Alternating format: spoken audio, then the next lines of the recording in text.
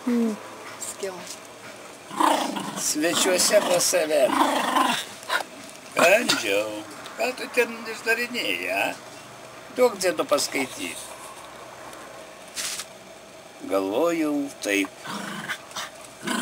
O gal į atmintį giliau įbristi ir nusispjovusiam į negandas visas, suvilgius gerklę degtinę ir viskiu, užplėst patvotumį. Ai, jau pipaukinė gerai. Jis visada, kai skaitė, tai visada džiaugias labai. Čia jau visada šitas ritualas pasivyksta. Tiesiog skaitysi. Jau liežuvis neapsisuka, jau kaip nori perskaityti gerai ir neišeina. Tai ko tu nori? Galvojau taip. O gal į atmintį giliau įbristi ir nusispjovusiam į negandas visas, suvilgius gerklę degtinę ir viskiu, užplėšt patvoryje jaunų dienų dainas. Ir nežinot, užmiršt, kad nenueisim nuo savo kryžių peržengnotų lemtimi. Save apgauti turime mes teisę, juolab, kad niekuomet nebuvome šventi. Teisingai? Labai teisingai. Ir išgirdau.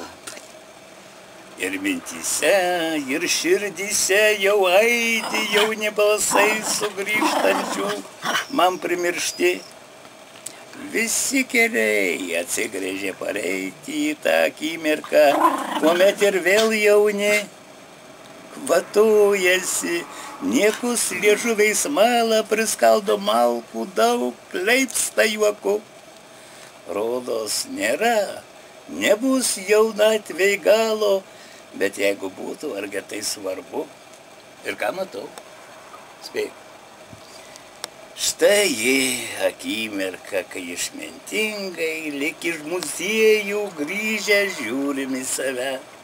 Seni daiktai ir juokės, kas netingi, tačiau galbūt skaudžiausiai juokimės tik mes. Nedrįsom atsinešti savo laiką, ateit su juo, kad būtume labiau savi. Prakeiktasis, tačiau lig šiol dar keikia ir prašo Dievą sunaikinti ugnimi. Net patvory dainų nepadainavom.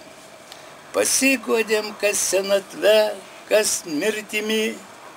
Ir vėl sugrįžome ant kryžių savo Lietuvoje ir ten Anapilio šaly. O, mamula. Aš kažko negirdėjau šitą tavo. Čia naujas tavo? Ar tu čia tiek prikūręs, kad čia visus ir ne visus tu man ir paskaitai. Toliau ką? Gerai, mano mėlieji.